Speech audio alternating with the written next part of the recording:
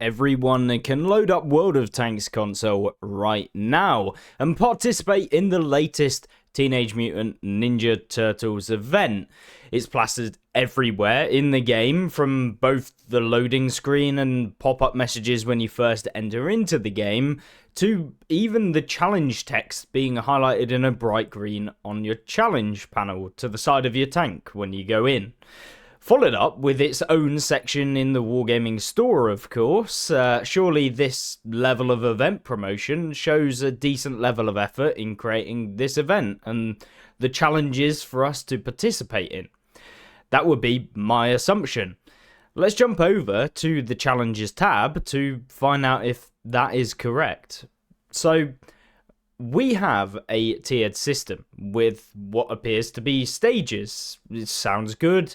What about the requirements for us to engage with the event? I'm assuming we'd have cool challenges associated with the level of the great graphic design work that we've actually seen in the game, since that is the core point of playing a tank game, is to play the game.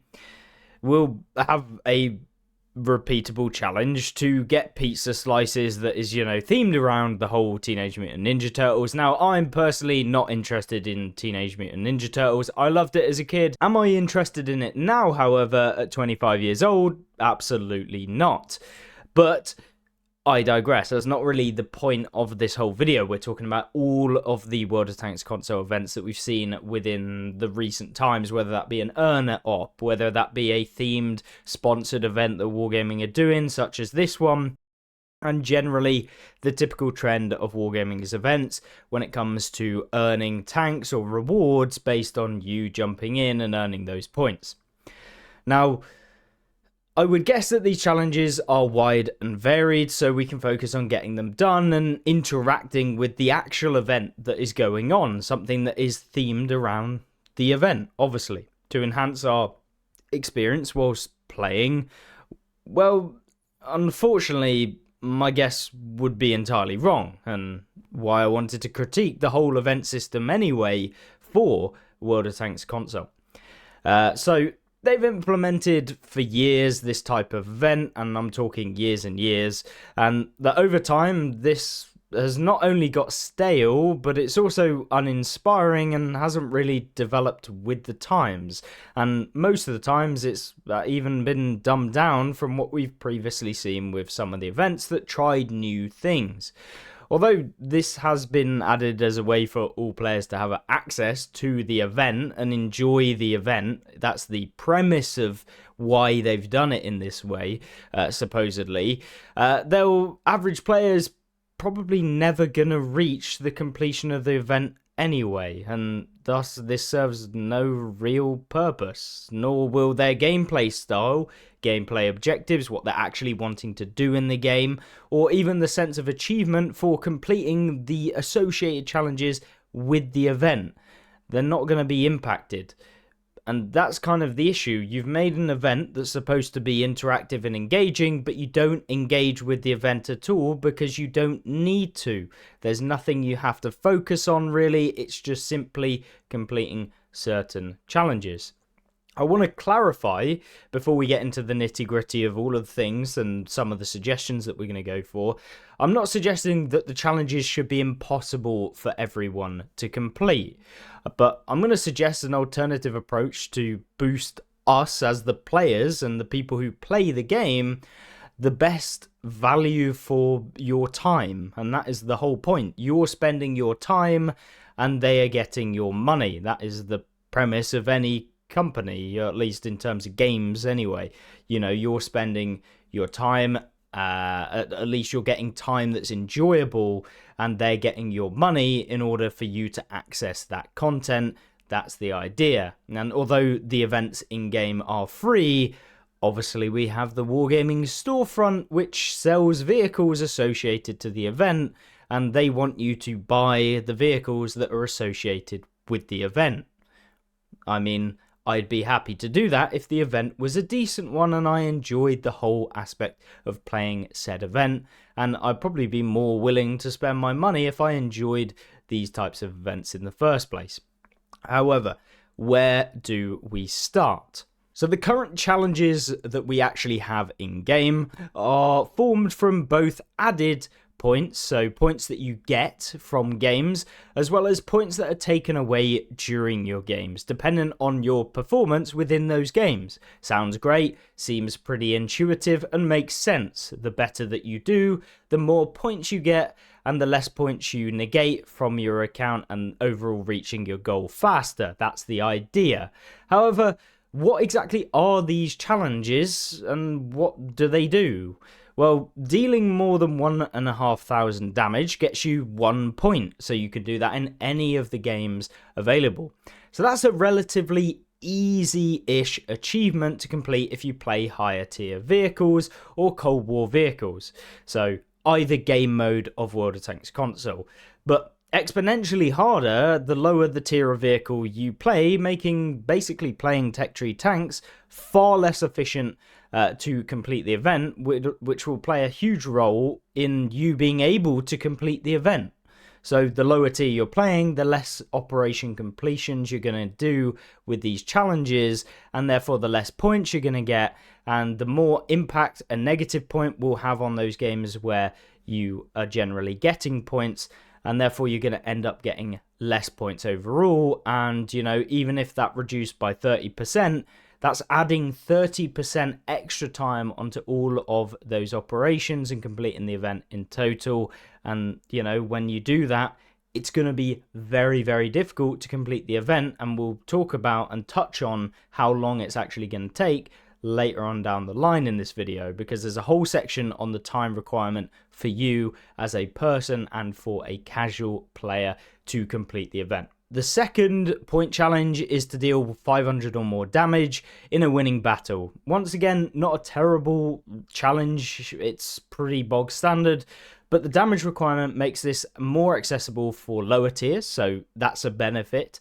Lower tiers can do 500 damage, and equally they have the same chance of winning a game at lower tiers. Typically, if we're taking like an average and being conservative, then they're going to have the same chance of actually winning, and therefore overall they're going to get this done at the same rate essentially as a higher tier vehicle, so you don't get any negatives from playing a lower tier vehicle typically, although it may be harder in something like a tier 4 or something like that.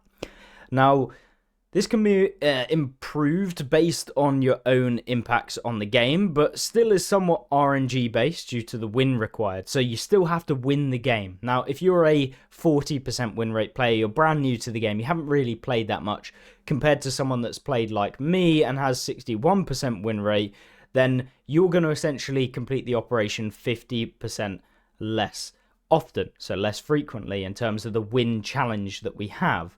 And therefore the event, the overall time you're going to have to spend is going to also be increased, not by 50% because it's only one of the 3 challenges available, but it is going to be impacted, and so you have to play longer as a new player.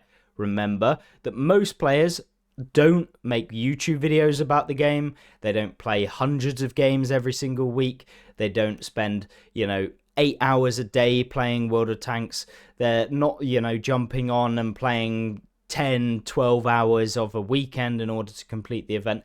They jump on, they're 30-year-old dads, they come on the game, and essentially they just play for maybe an hour a day, maybe. Sometimes maybe less, sometimes maybe they go on a holiday. This sort of stuff, all sorts of things that can go on outside of playing World of Tanks, and definitely I don't know any 30-year-old person who jumps on the console to play World of Tanks for 10 hours a day, at least not in the general sense. I mean, there are people, there certainly are, there's lots of people that do that, but there's also a vastly proportional portion that only play probably 1 hour versus 10 hours. So, that is the core audience of why these events and why the challenges are made like they are, because they're supposed to be for the average player, the casual player who jumps on. But in doing this, they're not giving out any additional points for those players to actually get to the point goal, which is the whole point in completing the event. And if they're only playing an hour a day, they're never going to complete the event anyway. So you might as well just not even do any challenges that are for accessible casual players, because they're not going to complete the event. And so I'm not saying that they should do that. I'm saying that there should be a different system that allows them to do that and still get as far as they possibly can in the event, as well as allowing other players to speed up their progression and the casual players also to speed up their progression as well. Now, moving on, we then have essentially another challenge, which is essentially playing 500 damage with a commander from the event. Now, this, absolutely no issues. It's a event that is themed. Having a themed commander, it's cool. You get rewarded one when you first log on to the game. It gets you involved in the event. It's a themed event. You know, you should be rewarded with a themed event item that you can use to get more points. I don't have an issue with this. It's a free commander. Is it less good than your 9 skill commander because it probably only comes with 1 skill or 3 skills or something like that? Yes, so you're going to do less good, or you're not as going to do as well in a commander that has fewer skills. Typically, your average damage is going to come lower. Your average win rate is probably going to slightly drop. It may not drop drastically, but it is going to drop. It's going to make it harder for you. And therefore, if you're doing all of this, you'll still get more points overall, but you're not going to be able to jump around with a 9 skill commander and deal with the other challenges like the 1500 damage, the 500 damage as easily as if you had a 9 skill commander, obviously. Now, basically, I did some maths in the background, and this is something that I'm going to jump into now so you guys can understand how long it's going to take me, as well as what I've assumed as an average player. Now, in order to do that, I've had to take quite a few assumptions. You may not agree with the assumptions that I've made. You may agree. At the end of the day, it's all very subjective, but I've tried to go with a conservative option in kind of a best case scenario, rather than trying to make it seem far worse than the event is. I'm going to give Wargaming the benefit of the doubt. That is the whole point. I'm not trying to make it look really bad. I'm just trying to critique it in a fair way, as a fair way of kind of trying to improve the game, because I want this game to be good, and that's the whole point in this video. So this is the bit that might be interesting for you guys to find out how long it's actually going to take you to complete this event as an average player. Like a casual player, I'm taking like a bog standard person who I believe is like the avatar of who plays World of Tanks console for the vast majority of players. And so that is very subjective. But what I've done is I have said that all players who play this event are playing at tier 9. So obviously, you could be playing tier 10, you could be playing Cold War Era 3, which is going to make the event even easier and affect your total points per game, as well as how many negative points that you get as well. But equally, what we're also going to see is the average across the board, across all of the different tier 9 vehicles in the game. Obviously, there can be people who play tier 5, 6, 7, people who are growing through the tech trees, trying to grind out lines, and their points are going to be far lower per game. And so I've made this spreadsheet so we can have a bit of a play around, see exactly how much time, how much effect that has on the total time that you're going to need to spend playing the game to complete the operation. And yeah, so what I've done is I've imported all of the tier 9 vehicles from WhatStars, which is a website that tracks player performance in various different vehicles in the game. Now, that is not Wargaming official data. I'm not trying to pass it off as Wargaming official data. It's what they grab, I believe, from the Wargaming API, and it gives various different players, essentially, like, it tracks people's games and that sort of stuff, and gives you how many kind of what their percentage win rate is, how much damage they've dealt, what the damage caused/received is, how much they block, what their average win rate is in a tank, the tier of the vehicle, how much assistance, how much damage dealt and assisted is in games, and it also gives you a wide variety of other stats as well. So as you can see, the key ones that we're interested in is this row right here. This is the average damage per game in these tier 9 vehicles. Now, Just to give you the scale of tier 9 vehicles in the game, I'll just scroll to the right. This is all of the tier 9 vehicles. Each one of these rows is a tier 9 vehicle with the stats associated. The bottom one is the total games played in said vehicle for the statistics given. So that is how many games are played in those vehicles. The percentage at the top, the third row, this one is also a very important one. This is the win percentage of the average person playing a tier 9 vehicle. So some are higher, some are drastically higher, some are much lower, and depending on what that is, it affects all of the statistics. Anyway, you get the drift. There's lots of different tanks in the game. And so I've gathered all of the statistics. What I've done is I've taken the average across the board for all of the different stats. And then the bottom one right here, this is the sum of all of the total games quantified by what stars. Now, this data not verified by Wargaming. It's not been checked by Wargaming to make sure it's accurate, but it gives a very, very good indication as to what you've got. So there's 112.3 million battles right here played by players across all of the tier 9 vehicles. So 112.3 million different pieces of data, all with all of this stuff tracked. So that's a lot of data handled. We've got 50% average win rate here. So that is what we've got at tier 9. As you go across the board, that win rate changes. It's typically 48% across the board, across all of the players in World of Tanks console through tiers 1 to tier 10, typically. I don't know about Cold War, what that is. That might be different again. But 50% is the average on tier 9 vehicles. So that's actually pretty decent. Then we've got the damage per game, 1,468.9, and I'll just zoom in for you to see the averages. 112.3 million games, 1,910 damage and assistance, and then we've got our damage core / received as well up like here. I think these are, and then there's also enemies taken out per game in here somewhere as well, but we're not interested in those for the sake of this.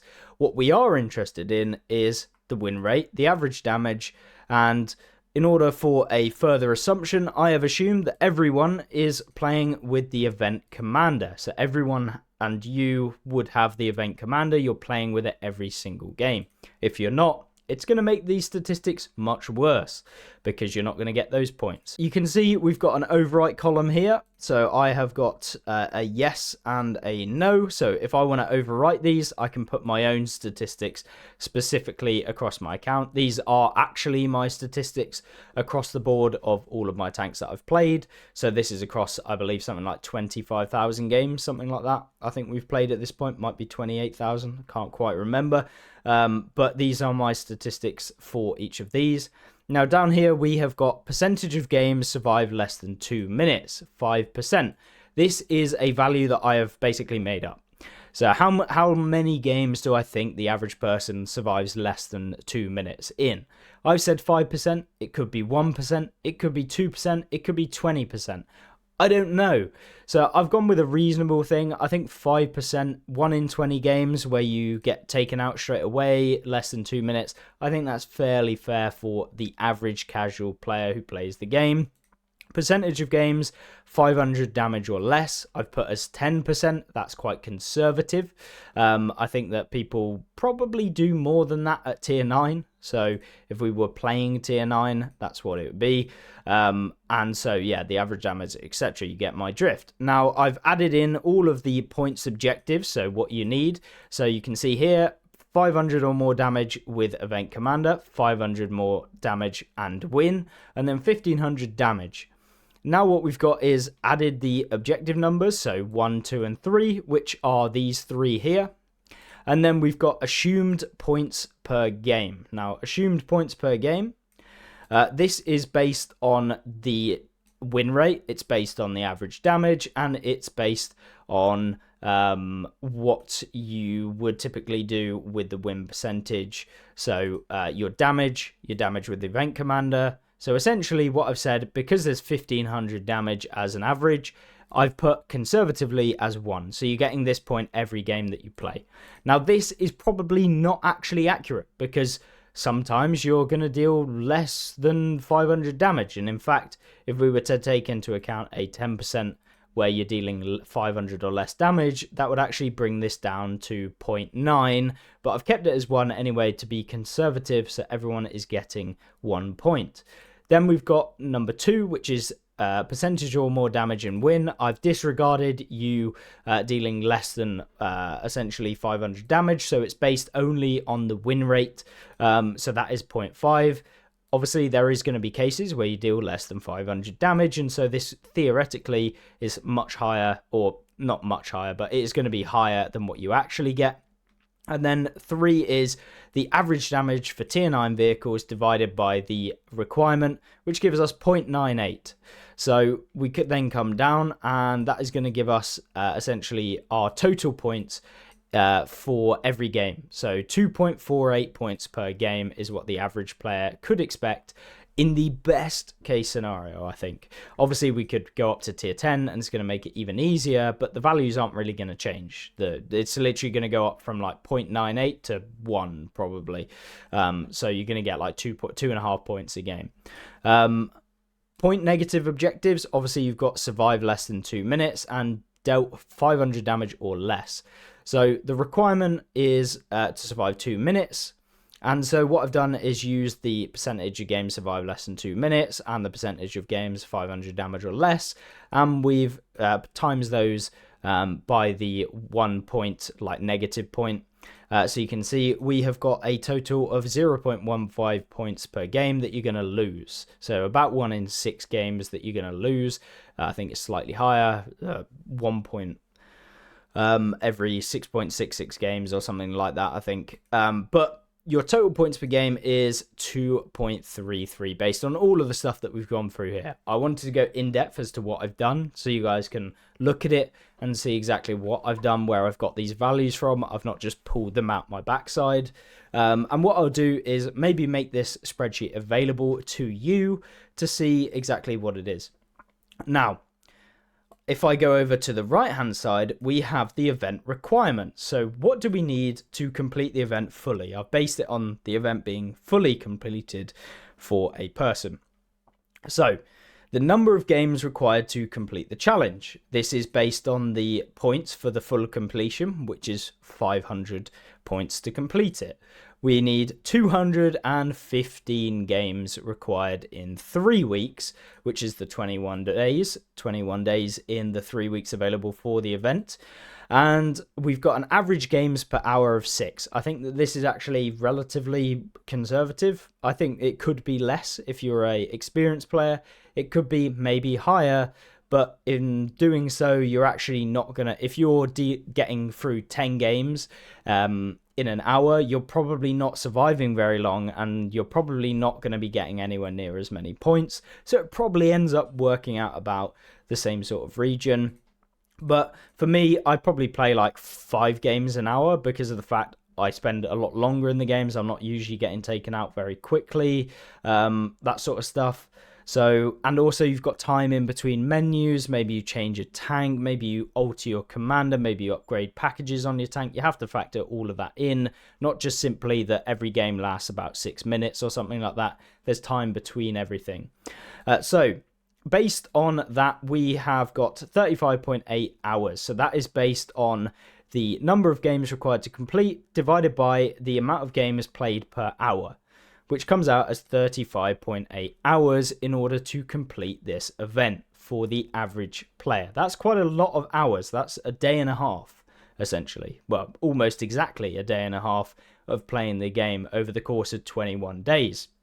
But what I decided was, let's work out what percentage of your life that you would have to spend playing World of Tanks in your free time, because the average person probably goes to work, probably eats dinner and breakfast, probably sleeps. This is very rough. This is very, very subjective. This changes from person to person. Some people might not work. Some people might work more than this. Some people might not exercise. Some people might spend 2 hours exercising. For me personally, I probably spend about 2 hours exercising at the minute. Going to the gym, doing cardio, that sort of stuff adds up to the day. But I've kind of put in some rough values here. So I've said the average sleep time, 8 hours, typically during the work week. So this is work hours spent. So like during the 5 days where people typically work, you might work on the weekend. It changes, as you know. Anyway, average sleep time, 8 hours, typical. Average work hours per person, including a lunch break, 9 hours I put. That's what I work anyway. Average commuting time, about an hour. Some people's might be 2 hours. Mine is actually 2 hours. If I go to work, it's an hour there, an hour back. So some people's might be higher. I've put it as an hour, 30 minutes there, 30 minutes back. Average time for breakfast, lunch, and dinner. If you cook dinner, breakfast, and lunch, it might be longer than this. If you don't do any of that and you have someone doing it for you, that's fine as well. That means you do 0. You don't have to spend any time doing that. But you still have to eat. You still have to eat the breakfast, lunch, and dinner. So even with that, I think an hour is relatively conservative. Average shower time, 15 minutes. We've got average downtime with people. This is probably quite conservative and varies massively. If you spend half an hour, 2 hours watching programs with your partner or your friend, or you go out to the pub, you're probably spending much longer than 30 minutes, but some people might not do that at all for the average person. You know, they might not actually go out and socialize with people, I suppose, on a work week. So 30 minutes. Average exercise time, 30 minutes. This could be none for quite a few people. It could be like 4 times that for some people. Yeah, very subjective. I put in a small amount. So that comes out as 20.25 hours of time spent in a day, essentially. So that is time that you've just taken out of your day. So you have essentially got 24 minus 20.25, which works out as 3 hours and 45 minutes to do anything else that isn't on that list. So anything that you have, just free time. You might go and watch a movie. You might go outside and go for a walk. You might, do any of your normal activities. You might fix something in your house if you got one. You might, I don't know, do whatever you want to do. Painting, I don't know. Maybe you're an artist. Maybe you're a musician. Maybe you have a sports club. Whatever it is, that is what you've got available to you. 3 hours and 45 minutes. Weekend hours, obviously, average sleep time, 8 hours, average time spent doing any personal activity. So that is basically what I've said as like, you go out for the day or you go and do something. Maybe you've got a project, you're repairing your car from 1964 or something like that. Or maybe you're painting or doing whatever it is that you do on a weekend. I've put in as 6 hours. Some people might spend the entire day going out from 8 in the morning until 10 o'clock at night. That varies massively. 6 hours is what I've put. Average shower time, you're still as normal. Exercise time, breakfast, lunch, and dinner. So we've got 15 hours and 75 minutes. So you've got a lot more free time. You've actually spent essentially less time during the weekend, essentially, doing things. So you've got a lot more time because, of course, you're not working for 9 hours and commuting and that sort of stuff. So you've got more time free on the weekend. So, working week hours spent. This is simply our total hours that we have actually spent during the week. So it's just the value times by 5, which gives us 101.25 hours. And on the weekend, we have spent 31.5 hours of the weekend. How many hours are in 5 days? You've got 120 hours in 5 days. And in 2 days, you've got 48, obviously. So total weekday free time across the entire weekday, you've got 18.75 hours that you can spend doing whatever you want. Hours of the weekend that you can do whatever you want. And so your total free time per week is 51 hours based on what we've put in. It changes massively. So 51 hours per week is what you've got. Now, the total free time during the event period is 153 hours based on a 21-day event, which is what we've got for this one. And that equates to a percentage of free time required for the event based on what we've put in, all of the stuff that we've put in previously. And that is going to come out as 23.4% of your free time has to be spent playing World of Tanks console in order to complete this event. So, if you put it into words like that, would you spend a quarter of your free time where you can essentially do life stuff that isn't, stuff that you have to do or anything like that? Would you want to spend a quarter of your time where you can do anything you want playing World of Tanks console to complete an event? And for me, anywhere close to this value is an absolute no. There is no way I want to spend a quarter of my time doing this event in order to complete it and get a tank that I could just buy for 15 quid. I'd rather spend the 15 quid, get the tank, and then I don't have to ever worry about this event and wasting my time playing the event, struggling through just in order to maintain the amount of hours I need to do in order to get the event done. Now, obviously, this is based on an average player. If we were to put in my totals, it might be slightly different. So there we go. I've altered it slightly and our win rate thing has changed. So 0.61, which matches up with our win rate. So anyway, moving swiftly on, what have we got here? So 2.61 points per game is what I would get typically. And then if we come down, and the average points per game that I would get is 2.54 total points per game. And that equates to a percentage of free time required for the event of 21.44. Now, if I was to put in what I actually do during the day, I actually have to spend more time of my free time because I have less free time available. And I can safely say, having played World of Tanks console, making videos for a long time, that I don't want to spend any more of my free time playing the game. Like some period of my free time playing the game, just not 28.4% of it. That is for sure, just to complete an event. I would quite happily just buy the tank if I wanted it, and I don't like buying tanks, so I'm just not going to do the event. And you will not see the new vehicle available on my account, and I can guarantee that because of this. I don't have the free time to spend on the game, and I certainly wouldn't want to. So that's one aspect of the current World of Tanks console events, what happens with them, and what you typically can expect, and that's why I don't do them. Ever. Pretty much never. And so, obviously, during event periods, maybe you would spend a little bit longer on the events. Maybe you'd shuffle around a little bit of your things to do more hours, but it's not really gonna... There is like hard limits on certain things that you do that you can't change to play World of Tanks console. Some people might take holiday to play the event. I don't know. I'm not you. Maybe you do. Maybe you don't. Maybe you have less hours to spend than even I do. Or maybe you have more hours to spend. Maybe you don't work. Maybe you work part-time. Maybe you're retired. Maybe you're blah, blah, blah. You get the gist. But the amount of hours required is a lot for the core audience who play World of Tanks console, in my opinion. So yeah, that is kind of what I based it on. And even if we were to tick off all of these, it's still a lot of time. And you can see if everyone worked the same everything as me, you would probably see that the hours go up even more. 31% of their life. So nearly a third of their free time is spent playing World of Tanks console for 3 weeks straight. A lot of time.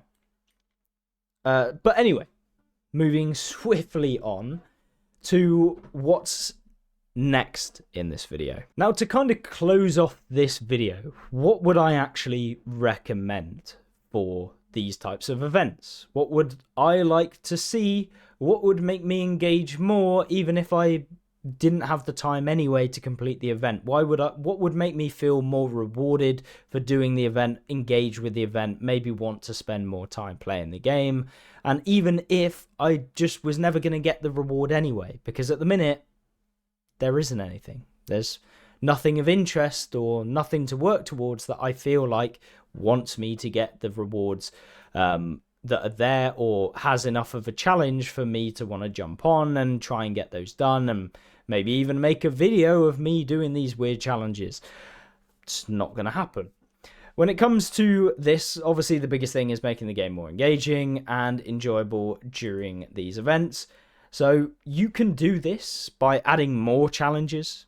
You can do this by adding more variety of types of challenges. So more challenges, more variety, making a more dedicated event page, for example, with these challenges, similar to that of the season challenges, which we currently have in the game, where you'd be able to see all the challenges associated and their rewards.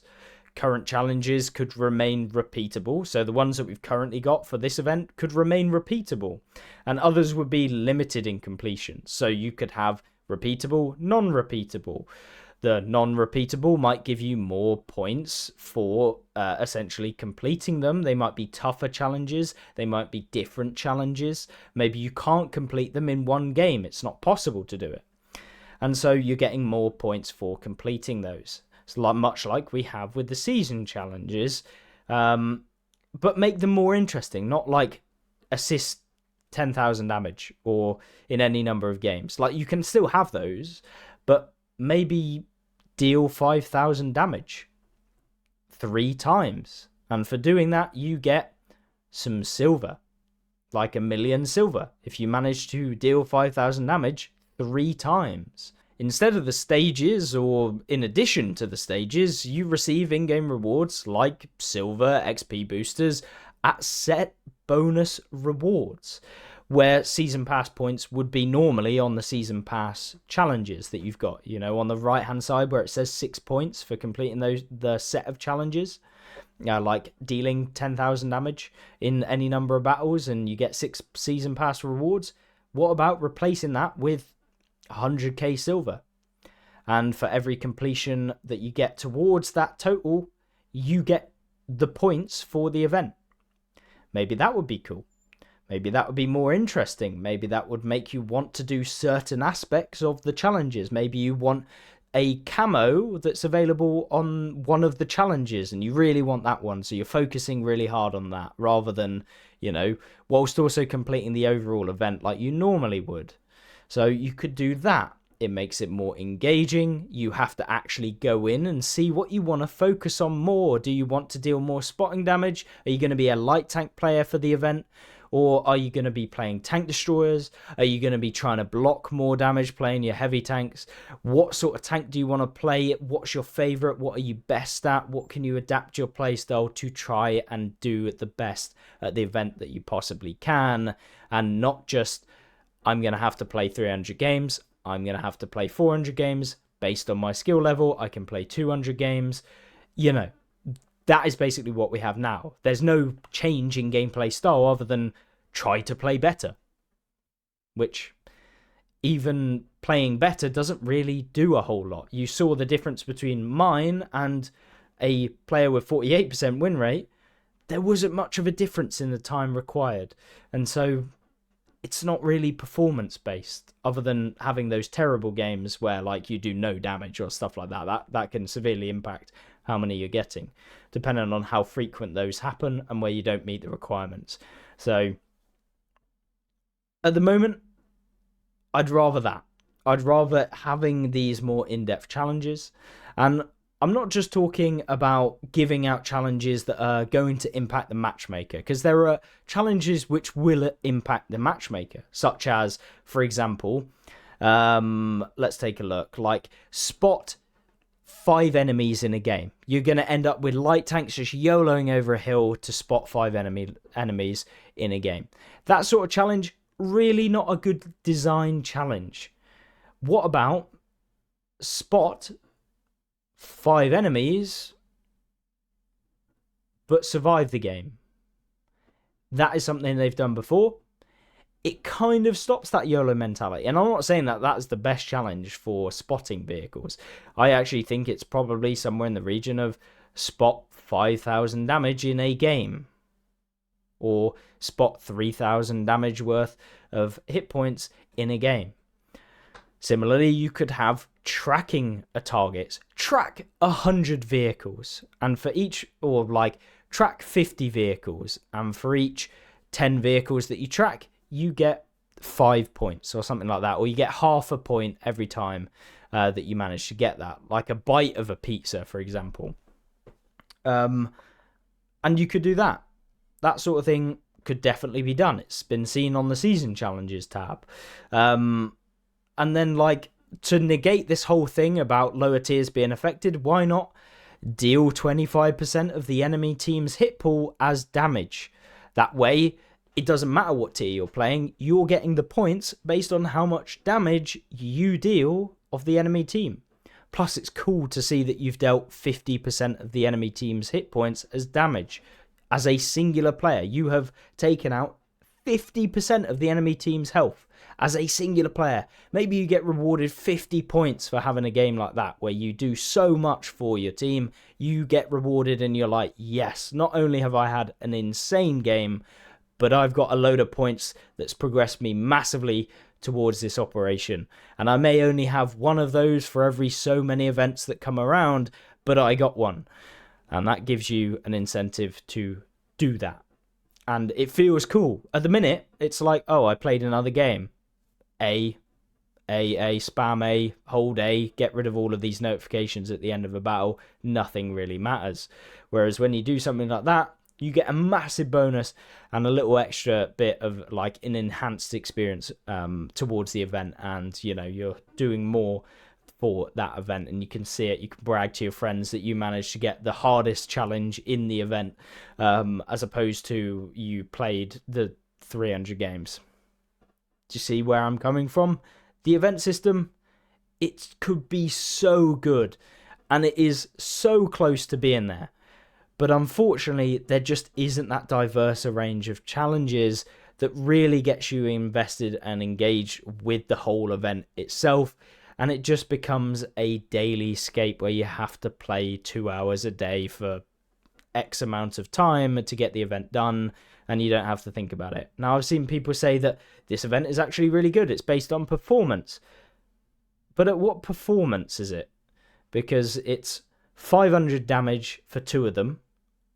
One of them is you can't really affect it unless you're really good at the game, and you can impact the win rate of a game. But even then, you're only really impacting the amount of points that you get by whatever percentage difference above the average you're getting. So if you're a 55% win rate player, you're only getting an additional little bit of actual extra points in your games by whatever percentage that you got. So it's only going to get you to your goal slightly faster. And it's not even 5% faster because you've got 3 challenges which all give you points. So they're very minuscule. So even playing the best you possibly can, you're not going to have much of an impact. Anyway, moving on. Then we have things like, for example, maybe you have low tier specific challenges where it's like if you play between tiers 5 and tiers 8, you get so many points. Like, for example, you play 100 games during the season period in tier 5 to tier 8 or tier 7 vehicles, you get 50 points. If you play 100 games in tier 8 to tier 10 vehicles, you get 50 points.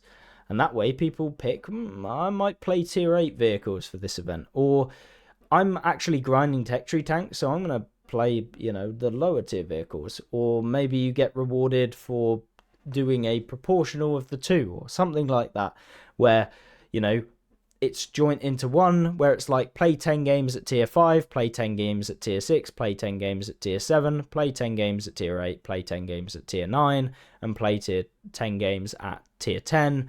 And for each one of those, you get rewarded for completing the set of those 10 games in each one of those.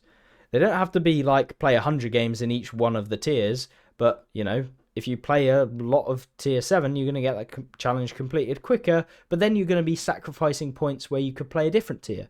So at that point, it's up to you how quickly you want to do the event. Maybe you really want to get it done fast, and so you play each of the tiers individually, getting only 10 games won in each one of those tiers, and then you're done. And then you focus on a different challenge. Why isn't this already in the game? And that is my kind of idea for these events, what I'd love to see in the game. This sort of thing could both be used as the events and could be transferred to permanent challenges, which I have been hoping and wanting Wargaming to introduce, not this daily hellscape that we've currently got where it's just you play every day trying to get these dailies done or getting the weeklies done for the season pass. I want some long-term challenges, man. I want to have to play 1,000 battles and I get rewarded with a specific camo that says you've played 1,000 games. You know, everyone can play 1,000 games. You don't have to make them super hard. Maybe you get something for dealing 10,000 or more damage and you get a specific reward like you've done 10,000 damage. Holy crap, there's a player on my team that's done that much damage. That would be really cool. But I think that's everything from me talking. And now I want to open up the floor to you, because you are the community. You are the person who plays this game. I'll be interested to hear your opinions in the comments. But I'll leave you with one final comment from myself. Why should we settle for mediocre or average when it could be much, much better? Thank you for watching, and I hope I'll see you in the next video. Goodbye.